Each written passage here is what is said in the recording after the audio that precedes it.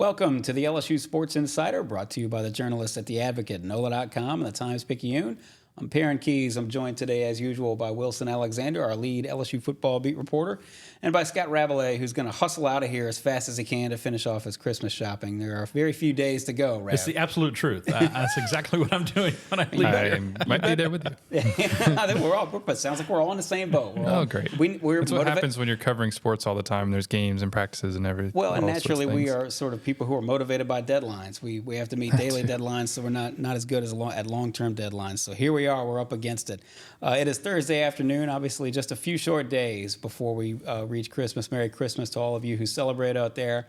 And a programming note, actually, we will be off Monday. We are usually here Monday and Thursdays on all our social channels, on YouTube, specifically our LSU Tigers on NOLA.com YouTube channel. We are typically there live on Monday and Thursday. We will not be here on Monday, obviously, because of the holiday. We will be back a week from today, a week from Thursday, in advance of LSU's bowl game against Wisconsin on January 1st down in Tampa. You can catch us on all these YouTube channels, on all our social channels and our YouTube channel, specifically LSU Tigers on NOLA.com. Subscribe there. If you don't catch us live, you can catch us anytime later on. We are on Apple Podcasts, Spotify, and wherever other finer podcasts are found. And of course, subscribe to The Advocate. To subscribe to the print edition, the digital edition. To do that, you go to theadvocate.com/subscribe. Please subscribe. And subscribe to our LSU newsletter. It's a daily newsletter, but Rab handles that 3 times a week. You can stay up to date with all the latest headlines. LSU recruiting, LSU football, LSU baseball, men's basketball, women's basketball, softball, gymnastics, all of it as we go throughout next year. To sign up for the LSU newsletter, you go to theadvocate.com/LSU newsletter. And as always, we are brought to you every Monday and Thursday by Champion Wealth Strategies. Champion Wealth Strategies is a national financial services firm specializing in the capital markets, securities, insurance, 401ks, and college and retirement planning. Our broker-dealer is LPL, financial member FINRA, SIPC. As you know, investments are not FDIC insured, may lose value, and have no bank guarantee. Contact Champion Wealth Strategies and plan like a champion today. So, gentlemen, it is Thursday. It is the day after the early signing period has kicked off. LSU brings in 27 signees, 3 transfers that we know about. They rank number 11 at the moment, according to 24/7 Sports Composite rankings. And we'll just start there. Wilson, your early thoughts on this class as it stands. As it stands currently, it addresses some needs in the secondary. It continues to stock up the offensive line. I think that's probably the most positive main takeaway. The thing that you would feel the best about in this signing class is that LSU has signed 5 offensive linemen.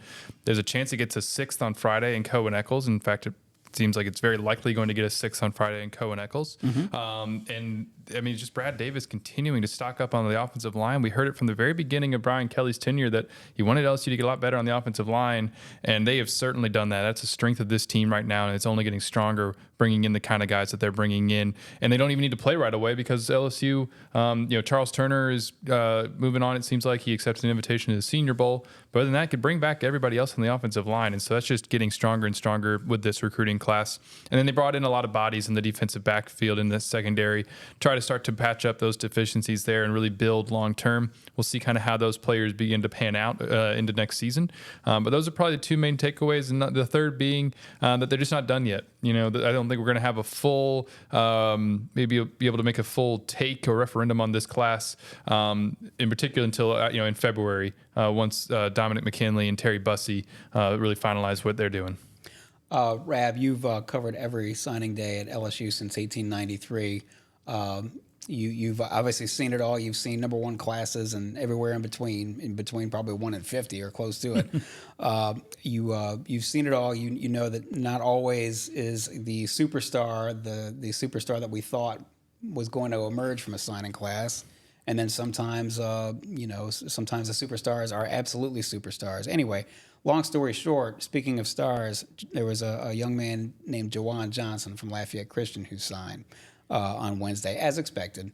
decommitted from Colorado quite a while ago and has stayed with the Tigers ever since then. And Brian Kelly had more than a little bit to say about him. Anything you want to add about Juwan Johnson and just sort of the secondary in general moving forward?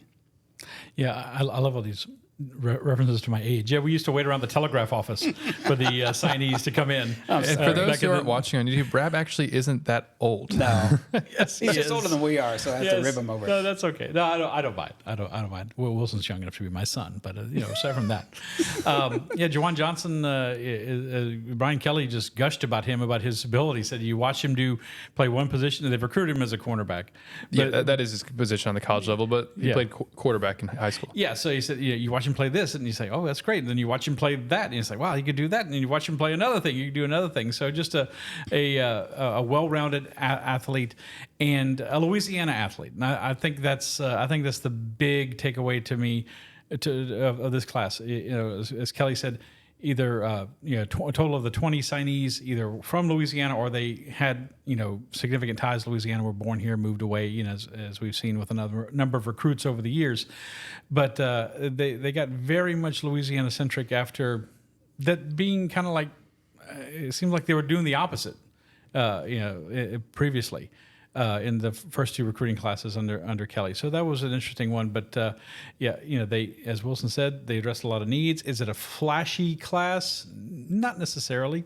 11 and 24/7, number 10 according to On3. A good, respectable class, fills a lot of needs. They had someone in every position group, even signed a kicker. Someone in every single position group that you address. You need a quarterback, got to get a quarterback. Got a running back, got tight ends, got wide receivers, got defensive backs, offensive linemen, as Wilson said, defensive linemen. And, with three transfers, a safety, a wide receiver, and a quarterback coming in as well. And they're not done.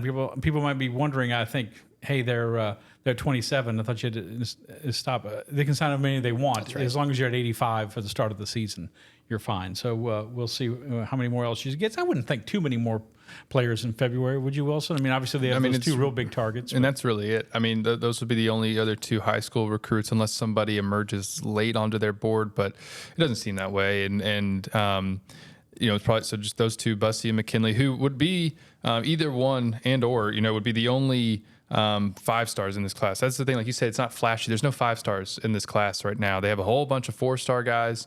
They have some 3 stars in there too. And that's probably the one thing where you look at it and you think sort of like, is that LSU doesn't have a 5-star yet. You're used to signing those as LSU. But maybe if they can cap it off with, McKinley, Bussey, either McKinley, Bussey, or both of them, potentially, then that would be like a really, really strong finish to the class and give you some of that flash that you didn't necessarily see on Wednesday, especially because it was such a drama-free day. I was talking to Shay Dixon, who so closely covers recruiting for On3, and he was doing that for a long time over there with LSU, and he's like, I can't remember a signing day like this where it was just so no drama, calm. Yeah, they had 27 commitments coming in. They signed 27 guys early in the day, too. It wasn't like anything dragged on or somebody was dragging on to today or Friday, which is the end of the period. And apparently, also according to Shay, they didn't have anyone take visits once they got into the contact period. No one took a visit anywhere else. So these guys were locked in commitments, and that's also unusual. So. That speaks to LSU's staff staying on top of these guys and staying in touch with them. And sometimes, recruits kind of float away and said, I haven't heard from this school in X number of weeks or something like that. And I would say that no one can really say that about this class. So a good solid effort, the kind of class that you need to keep building the roster and moving forward to what you would think is an even better recruiting opportunity next recruiting cycle.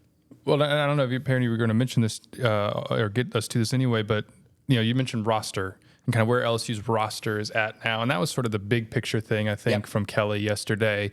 Was he in his mind is they think that this roster is closer to where they want it to be now 3 cycles in. They've signed 65 freshmen over the last 3 years. Obviously, like you said, that's an 85-man scholarship limit on your team. And while 8 of those have later transferred out, the majority of this team has now come through the high school ranks. And that's something that Kelly has always said that he wanted this program to be built on freshmen, and that LSU is now starting to get there. And that's part of the reason you aren't seeing them sign as many transfers yet. And I think maybe we could probably touch on cornerback in particular. In a little bit in defensive tackle as well, two areas of need that they haven't really addressed through the portal at this point. It's not for lack of trying, as we've talked about on this podcast before and in our writing, that they've been looking at corners in particular and evaluating them. Had some on campus last week. To Kamarion Richardson at Mississippi State in particular, but he went to Ole Miss instead. But Kelly feels a lot more confident in that cornerback room.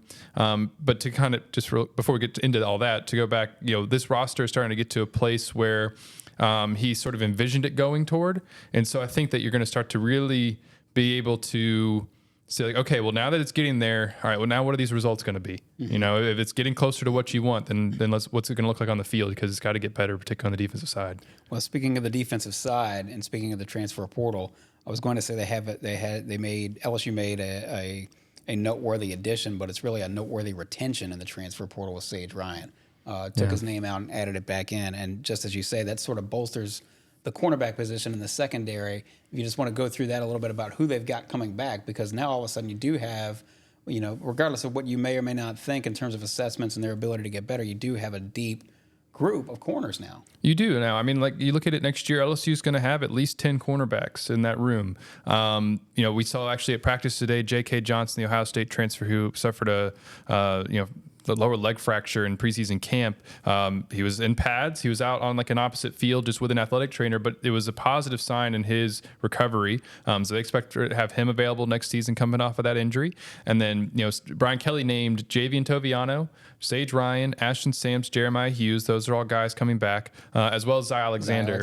Now, Zy we don't know his recovery timeline, and LSU or Kelly has been very vague about what he suffered. We know it to be a lower leg injury. I saw him on Monday using a crutch, had a brace on his left leg. But Kelly has not said one way or another what type of injury he had, which is a little bit different for Kelly. Usually he's pretty just transparent about, especially if it's something, long-term, what somebody has. And so, we'll see exactly what Zy Alexander's recovery timeline is, but that's a starter who will be back, at least with the team. And then now they've signed here Juwan Johnson, who we already mentioned, PJ Woodland, Bernard Causey, and Wallace Foster, to give this room, as Brian Kelly said, and he's right in this regard, certainly the depth. I mean, they've got bodies now at corner that they didn't have over the last couple of years, that are now coming through the program and staying with the program, instead of signing 3 transfer corners in the first year that they came in, and amongst many other defensive backs, and then 4 transfer corners last year. And I think that's really what he meant in his answer when I asked him about the corners yesterday. He was saying like that's why you haven't seen us jump into the portal. And I think really what he meant is like jump into the portal for the sheer numbers. Right. Like they could still go and sign 1, maybe even 2 transfer cornerbacks, but you're not going to see them sign 4 guys who all need to come in and probably start and play immediately right away. They've got a little bit more depth and competition and development going on there in the room because of what they've done in the high school ranks. But I've seen some debate about this, so I'm curious, Rab, what you think. Is that the right approach for what this cornerback room needs right now after what we saw this season? For me, I'd make go and get a couple more experienced cornerbacks a priority. Obviously, you're building up the numbers, and that's good, but you got a lot of inexperienced guys. Use the right term there. And, it's going to take some time. You don't really want to throw some of these guys in there in action as freshmen like you had to this year, with all the injuries and disciplinary situations and that sort of thing. So, I was a little surprised. I think you were too, that he said yesterday that they seemed like they were pretty done at the cornerback position. But that's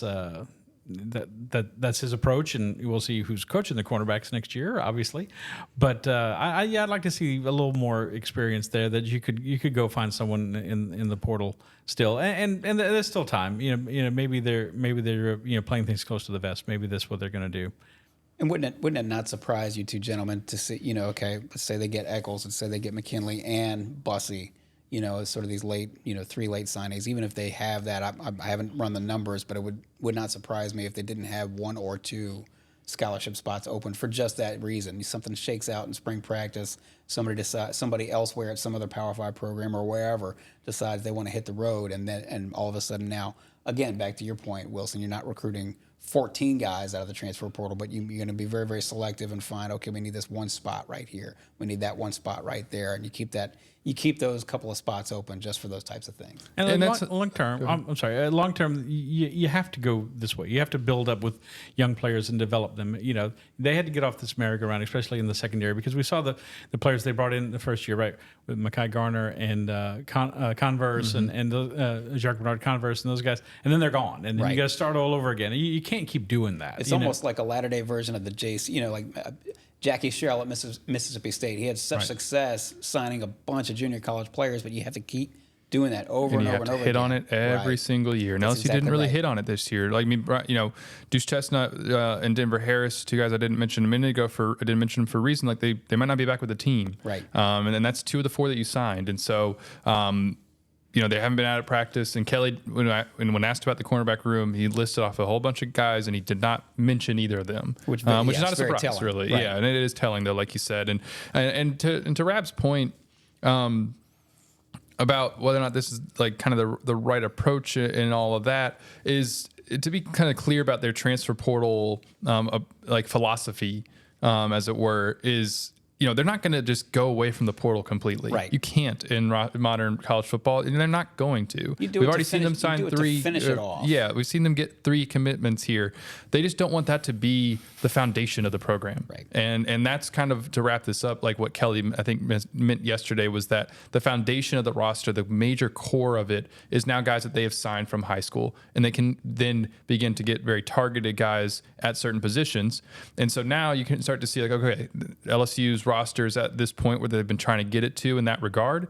Now they need to make sure that these are they've already needed to, but now we need to see, like, okay, they've done that. Are these players going to now pan out? Have they brought in the right ones in order to be able to win football games and develop them? Because then that gets into a whole other sort of discussion down the road. But at this point, they have the roster in terms of its makeup in a place that's more close to what he wanted it to be. And I think they've done this on the offensive line, right? And this is maybe one reason the offensive line is a strength, and they've just built on it more. Like you said, with 5 or 6 more signees this year, they have the luxury of bringing those guys along slowly, because you have most of your starters coming back last year.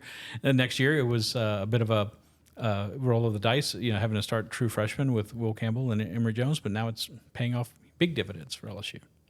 This is the LSU Sports Insider, brought to you by the journalists at The Advocate, NOLA.com, and the Times-Picayune. You know where to find all our writers' great work. That's at theadvocate.com. And please subscribe to The Advocate if you have not already. Go to theadvocate.com/subscribe. Sign up for our newsletter as well. Again, that's a daily newsletter, but Rab handles that 3 times a week. You get all the latest headlines to your desktop, to your phone, to your inbox.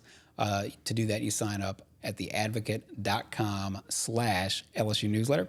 We're here every Monday and Thursday live on all our social channels, specifically our YouTube channel, LSU Tigers on NOLA.com. We will not be here we will not be here on Monday, obviously. We all love each other, but not as much as we enjoy Christmas. And Come on, tell them we're going to be at your house watching A Christmas Story over and over again. That's what we're going to be doing. You'll be at my house watching Bad Santa, because I'm just like that. We're typically here on Mondays and Thursdays. We'll not be here on Monday because of the holiday, obviously. We'll be back on Thursday. We're live here, as I said, on the YouTube channel, specifically LSU Tigers on NOLA.com. If you don't catch us there, you can always catch us after the fact on that same channel. And we are on Apple Podcasts, Spotify, wherever other fun podcasts are found. And one thing I didn't mention at the top of the show, probably not going to get there in time for Christmas, but order the LSU fan in your life, order some championship posters. These things are iconic. They've been around. The baseball ones obviously have been around since 1991, and LSU has done a whole lot of winning since then. So we have plenty of posters to sell, plenty of Advocate front pages to sell, and that includes obviously the Jaden Daniels Heisman Trophy win. If you go to store.theadvocate.com, again, that's store.theadvocate.com, and enter the code INSIDER, you get 15% off your purchase. And again, as always, every Monday and Thursday, we are brought to you by Champion Wealth Strategies. To learn more, go to Champion Wealth Strategies and plan like a champion today. I was going to throw in one quick thing about the posters. Please. You know, when Joe Burrow won the Heisman and they put out his poster, they recreated the page from when Billy Cannon won in 1959 because no one in '59 thought to keep the plates. Sure. That we had. So they recreated it, and now you could have all three Heisman winners. They're all for like a good salesman, Rab. Well done. Yeah, they're all there. It's stored at the Advocate.com. Company man. No, it is. It's a cool thing, and it looks really good. Speaking of things that look really good, Trey'Dez Green. Yeah. Trey'Dez Green and Deshaun McBride are sort of the two highest rated recruits in this class. We did not touch on them yet. They are. We're going to make some assumptions already, some presumptions, but we believe that they have a really, really good shot of making an impact early on in their career at LSU. Wilson, if you just want to give us the Reader's Digest version on Trey'Dez Green and Deshaun McBride and what they bring to the table. It was fun talking to some high school coaches this week about Trey'Dez Green, the high school coaches who had to try to game plan for him this year because it was not fun for them. One coach asked, like, what was going through your mind when you were watching film of Zachary and seeing what they did with him? Because he played wide receiver, really at Zachary this year. Wow. And yeah, 6'7", that's how they used him. 226. Good luck. Exactly. He goes, a lot of prayers. And this is actually, so what defenses ended up having to do quite a bit against him this year was, have somebody on the line basically try to press or slow down his momentum in some way and then bracket him. But that ended up causing problems on the other side of the field because Zachary had a lot of good players and usually ended up, causing other issues at some point in the game. And of course, Zachary ended up winning a state title, lost to Ruston, but Trey'Dez was just a weapon on the outside, a mismatch on the outside all year. And it's going to be fascinating to see how LSU uses him because, like we said, he was basically playing out at receiver. LSU listed him as a tight end. That is going to be his position in college. He's 6'7" now, like you said. But how are they going to utilize somebody who can run like him and jump like him? And because, the coaches who I talked to were impressed by his physicality, but he didn't have to do much in the way of inline blocking this year. That's something else he's going to have to kind of develop him on, most likely. But Brian Kelly said that he was incredibly impressed by the jump that Trey'Dez made from his junior year at East Feliciana to now his senior year at Zachary, because he's a guy who, with a basketball background, and Kelly said for somebody who had been playing basketball a long while and kind of relatively new to football, to see the progress that he has made in a year, he was really struck by that. And so he looks like somebody who's going to continue to develop and get better and give LSU an offensive weapon there on the outside. It'll be fascinating to see how they try to deploy him over the course of his career. When it comes to McBride, this guy's long, really, in particular. What is it, his measurables again? For me, I know you got it right there. You got McBride, 6'3", 192. Yeah. And he had to work to get to 192. Yeah, so it's going to be interesting to see kind of, he's probably going to have to put on some more weight for starters. But because of what LSU looks like in that secondary and that's at that safety position, he will have a chance to get on the field, at least maybe push himself into the two deep. LSU brought in Jordan Gilbert to be a starter out of Texas A&M. We'll see what happens with Major Burns. If Major Burns comes back, then those are probably your two starters at safety. But maybe Deshaun can push himself into the two deep around, some of these returning players like Kylan Jackson, who didn't play a lot this year because he was injured. Ryan Yates, who played a lot, but was maybe more of a coverage guy. And so we'll just kind of have to see how it plays out. But it does, LSU starting to kind of restock some numbers there at safety. And Deshaun is, because of with how highly he's ranked and what he did this year at Denham Springs over the last couple of years too, it's going to be somebody who might be able to get on the field early, but we'll kind of see how it pans out. So the question then becomes, well, one of the questions, I guess I should say, we're tackling a lot of them right now, but the question, and we touched on this a little bit, you guys touched on this beforehand, just sort of surveying the class, the LSU class. 5 SEC teams are ahead of LSU in the recruiting rankings right now. So it begs the question, Rab, I'll put it to you, has LSU done enough? You could always do a little more in recruiting. It's like how much money is enough? A little more. Right. You can always use, and look, when you're looking up there and Georgia's number 1 and Alabama's number 2, and you have the schools. Auburn, their first full cycle under Hugh Freeze, they're ranked ahead of you. And you got Oklahoma and Texas, they're both up Texas there. They're number schools 5. That are coming in. That's the schools. And Perryn says that we're counting those schools coming in because that's who you're going to be playing starting in 24. but still, like I said, it's a class that maybe lacks some flash. You don't have a an Arch Manning, obviously who wasn't coming here, but he went to Texas, and that was a big flash in their class last year, right?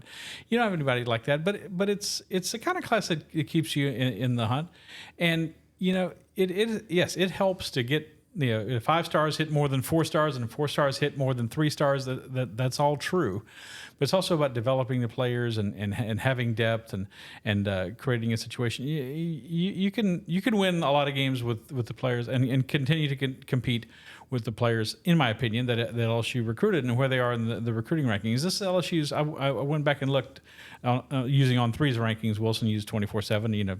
It's all subjective, and the best is when you have the composite. It kind of brings in all every major. Well, that's what I'm saying. They're composite so. rankings, and you use the 24/7 composite rankings, and LSU's been in the top 10 9 of the last 10 years. That's pretty good, but you don't have to be. Michigan is 17th this year. They're the number 1 seed, undefeated in the college football playoff. They were 18th last year. Washington, the other undefeated team, had a class that was ranked 80th within the last 5 years. 80th. So but they got a great transfer in Michael Penix, and they're off to the races. And they're going to win the national championship. I don't know, but they're playing for it. So you can. And you can say, well, that's the Pac. They're in the Pac-12, and that's not the SEC. I understand, but they won the games that they had to win, and they're in the position that only one other SEC team is in. So,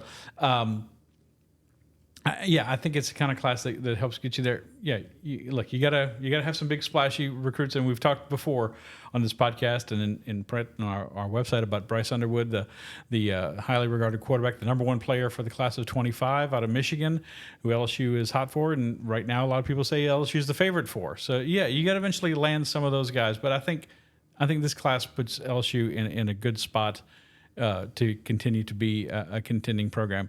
To be what we said on the last podcast, the standard going forward. You're in the playoff, you had a successful season. If you're not, it wasn't a successful season. And that's where they are right now. And it's also one of those things where we're not going to be able to make a full judgment on it for probably about 2 years, maybe 3. Right. If we look up in 2 years and LSU is, because early this class will form the core of the team and, 3 seasons from now, basically, when they're juniors, before they start to get draft eligible and that kind of thing. And if in 3 years we're looking up and LSU is backslid, then we'll be able to point back to, they didn't recruit very well. Their recruiting sort of slipped, and then that would be a big reason why. But if they're continuing to play, if they have successful seasons start to turn into like consistent championship contenders, then it'll be like, okay, well then they did some really good evaluations of 3 and 4 stars and developed them. And so we just won't be able to really, it's something to keep an eye on, certainly. But it won't be something that you really know the answer to until they get out on the field and we see it kind of happen over the course of the next couple of years. I think it is, as you've mentioned, maybe a little bit of cause for concern. That this class doesn't have a 5-star and that it's ranked number 11 right now.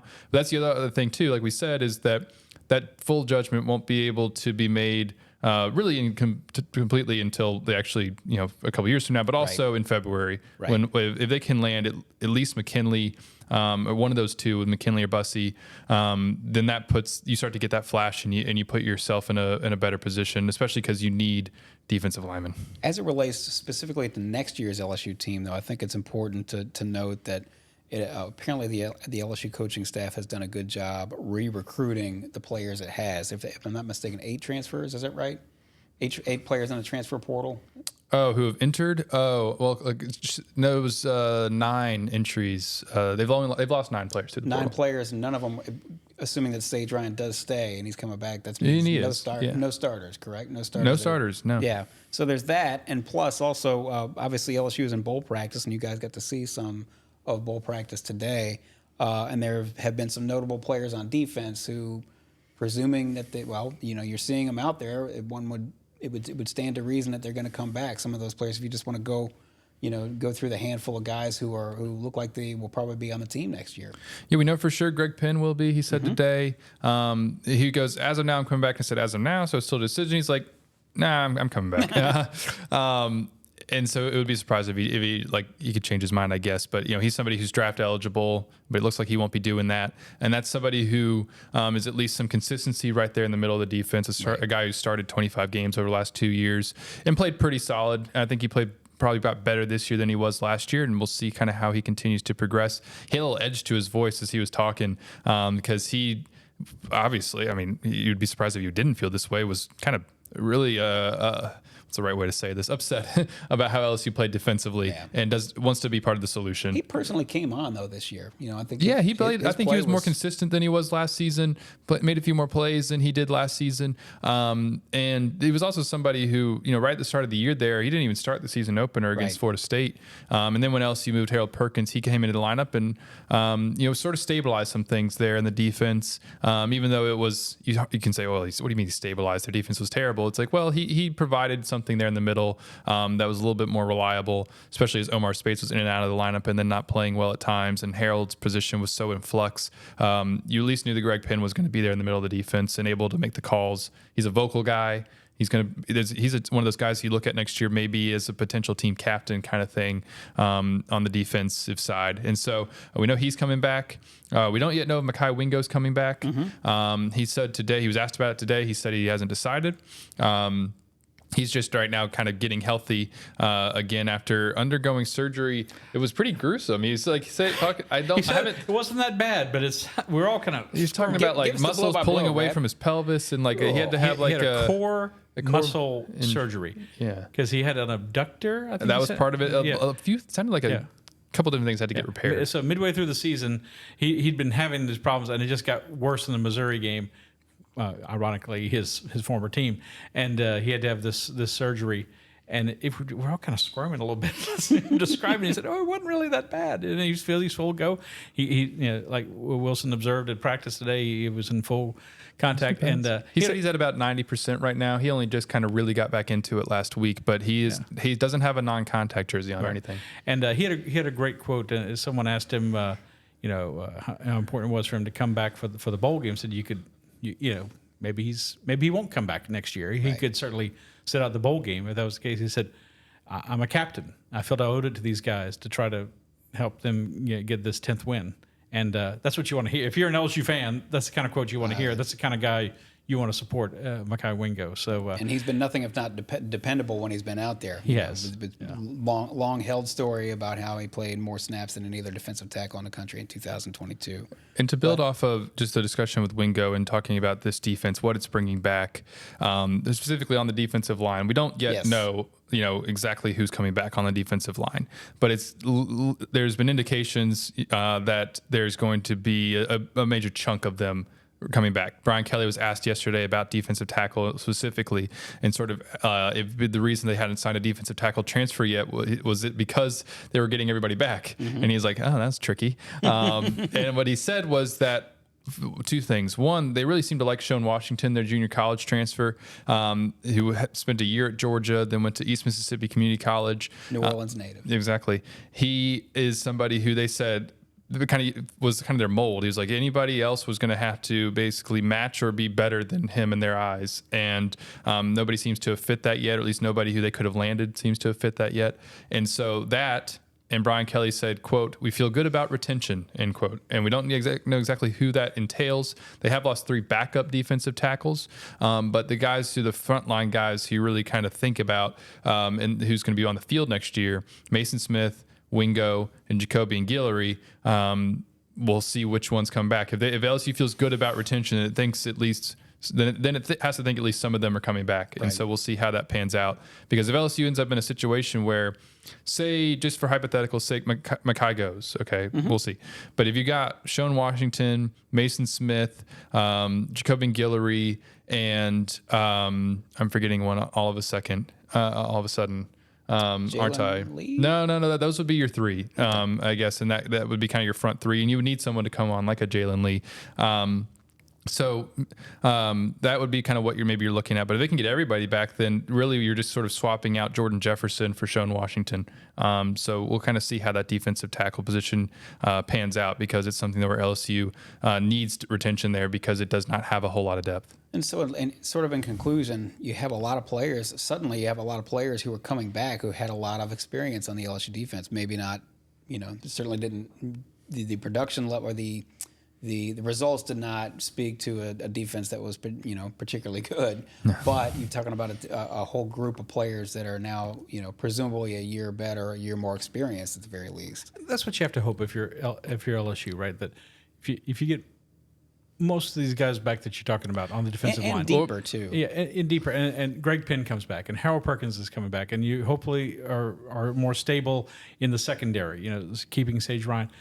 They have to be somewhat better, right? I mean, because as we've talked about, you can't expect this offense to be number one in the country. Wilson's struggling a little bit. No, they have to be somewhat better. Yeah, at least mediocre, middle of the road, because this offense won't. You can't expect them to be quite as prolific as they're not going to be. It's not possible. The optimistic view in this regard would be, remember, Brian Kelly said just a couple weeks ago that they were basically counting on 10 of the 11 defensive players with the most snaps of coming back. And we think he meant 10 of the 11 who are eligible to come back. And we don't know who that one person would be. Right. But so if you're kind of running it back on defense with a lot of the same guys, plus Jordan Gilbert, we'll see who else, if anybody they bring in out of the transfer portal, then you're really counting on this group developing a lot and getting better and being put in a better position to make plays as well. And so we'll kind of see, how that pans out. But that seems to be, at the moment, kind of what that defense is going to look like next year. Is a lot of the same guys, but they need to be developed and they need to be put in a good position to make plays. Any other, as we sort of wrap up, you guys have obviously seen a little bit of bowl practice to this point. Anything that stands out as as we're getting down here to the home stretch, Tigers versus Badgers on New Year's Day? Anything else that stands out of practice? Anything on Nuss? Yeah, I was going to say Garrett Nussmeier. I mean, we saw him being the first team quarterback this week. Obviously, he's been in that position now ever since bowl practice started last Monday, really. And, we'll it's going to be fascinating to see how the offense looks different with Garrett at quarterback, because Brian Kelly even hinted at some schematic differences that they'll be made, because everybody knows. I mean, him and Jaden, their styles are they're different. Mm-hmm. We were talking to Emory Jones today a little bit, and he said that as an offensive lineman, it's going to be different than having played with Jaden, because Nuss is looking to maybe wait just a half second longer to maybe air it out.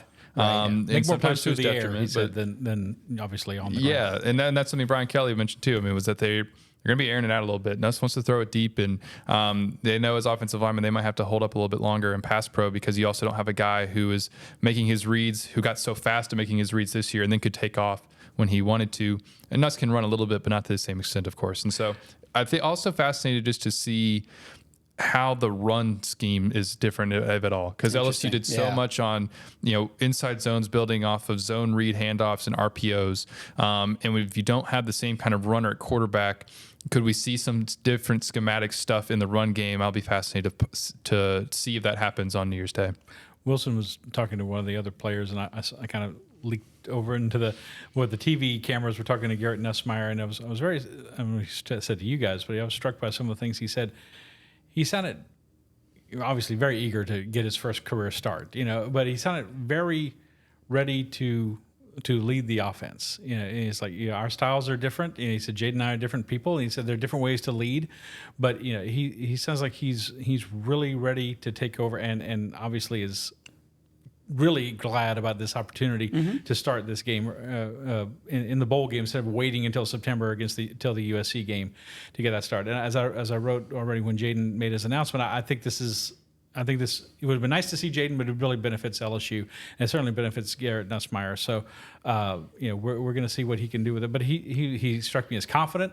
He struck me as someone he's waited. Again, as I've mentioned before, kind of reminded me of Matt Flynn. Back in the day, back in 2007, when he had to wait for Jamarcus Russell to leave, and we all know what LSU did under Matt Flynn in 2007. They won the national championship. Not saying that that's the expectation next year, but I was struck by how prepared he seemed to be, and it's going to be fascinating to watch him play. One last thing I do want to add in closing about the quarterback position. I know we brought this up probably a month or so ago. Like, well, hey, will they go after another quarterback in the transfer portal? I was very skeptical that they would. Skeptical in the sense that I did not suspect that they would sign somebody who would present as a true challenger to Nussmeier, because they've invested so much in him and he's waited his turn. It seems, though, now, having signed A.J. Swan, having brought in Colin Hurley, and now, of course, they're hot after Bryce Underwood, that they really sort of have the you've got the quarterback position, at least next year, about as good as you can want in terms of a group. You've got somebody who you think is going to be the starter, who's waited his turn, is going to be a veteran. You've got now somebody who you think can be a dependable backup, somebody who started 12 times at an Vanderbilt, I understand, but at an SEC school, somebody who's not you're not throwing Ricky Collins out there sort of to the wolves maybe before he's ready, and then of course you have Hurley coming down the line. So a much better, more well-rounded quarterback group than you had maybe going into this year, thinking you were going to go into next year. Oh, you mean going into next year? I was going to say, going into this year, you had the best quarterback room in the country with the Heisman winner and then Garrett, being behind him. Have we? I guess when did they? I'm getting my timelines mixed up. There's been kind of a busy week. I don't know if we've talked about AJ on the podcast yet necessarily. This is somebody who looked like he was headed to South Carolina. Yeah. LSU was able to convince him otherwise because he'd visited both schools, and he ends up committing to LSU, and it sort of. LSU had to kind of thread a needle, getting a quarterback because it has a lot of confidence in Garrett Nussmeier, and it wasn't going to go after somebody who, unless it probably wasn't going to go after some one of those top names. So it had to find somebody who was willing to come in and compete, but also with the understanding that they might be a backup. Right. And AJ is going to be able to try to develop a little bit more. He was injured a lot this year. He had a elbow contusion that he suffered early in the year. A week right after he suffered the injury, threw 3 interceptions against Kentucky, and then he just didn't really play again until the regular season finale. He's someone who is going to probably need to develop a little bit, and Joe Sloan has shown an ability to do that with quarterbacks. That might have been something that was attractive to AJ because he's got a completion percentage that's in the 50s over his career, and you can't be a starting quarterback in the SEC with that. You got to be able to be hitting on more of your throws, and so. Not that Garrett's is like incredibly high yet either, but AJ has a little bit of a larger sample size, and so we'll see how it pans out and what it looks like in once AJ gets to campus because he's not here yet or anything like that. But how much is he really going to be able to push Garrett? We'll see because I think he's going to have to be able to get a little bit better in order to do so. But the other thing, just to add about it, because I asked Garrett, was that Garrett did know that LSU was looking at quarterbacks. This wasn't something that caught him off guard. They were pretty transparent with him about it, and he said he's looking forward to competing with AJ. Interesting decision by A.J. Swan because you would think with Spencer Rattler leaving South Carolina, he'd have a better shot to be the starter there, and he made the decision to come here. But maybe, as you said, for the developmental aspect of it, he thought that this would be the best situation for him. We will see about A.J. Swan, but that will have to wait until next season. For now, we are going to focus all our efforts from here until New Year's Day on the season finale, the 2023 season finale. These two gentlemen will be in Tampa the next time we reconvene for this fine podcast. We'll have a water background behind us or something. You're gonna patch in via the front porch at Columbia Restaurant or something like that to make me more miserable than I might already be having to sit back here. No, we will be back a week from today to preview the LSU Bowl game, LSU versus Wisconsin, of course, at 11 a.m. January 1st. On ESPN down in Tampa, Florida. We are brought to you every Monday and Thursday, except for this coming Monday, of course, because of the holiday. We're brought to you every Monday and Thursday by Champion Wealth Strategies. To learn more, please go to championwealthstrategies.com and plan like a champion today.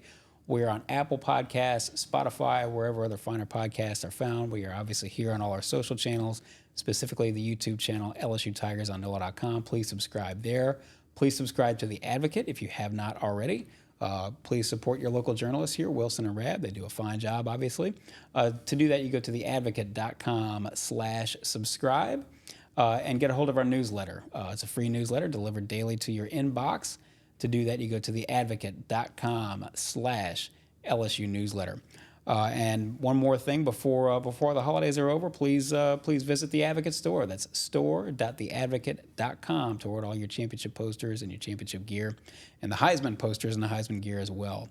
We will be back, obviously, a week from today to preview LSU versus Wisconsin in the bowl. Until then, for Scott Rabalais, for Wilson Alexander, and for Amelia Cotton behind the glass, we wish you the happiest and merriest of Christmases for all those out there who celebrate. My name's Perryn Keys. This has been the LSU Sports Insider. Shoot your eye out, kid. Wilson.